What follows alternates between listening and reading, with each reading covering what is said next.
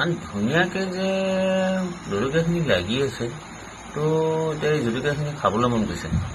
মালিকক কেনেকৈ খুজিম, কিবা এটা বুদ্ধি ভাঙিব লাগিব।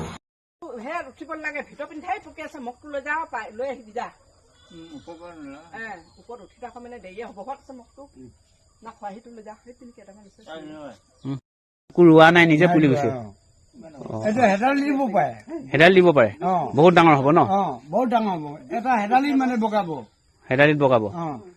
কিমান দিন হ'ল এই গছজোপা? এজোপা 2 বছৰ হ'ল। 2 বছৰ হৈ গ'ল, এতিয়াও ডাঙৰ হৈ আছে দেখোন।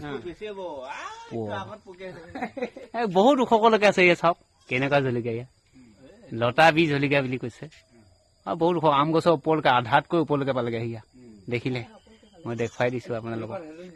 এনেকুৱা জলকীয়া ৰুব পাৰিলে ভাল। এজোপা জলকীয়া 2 বছৰ 3 বছৰ ধৰি যদি থাকে তো বহুত ভাল কথা হয়।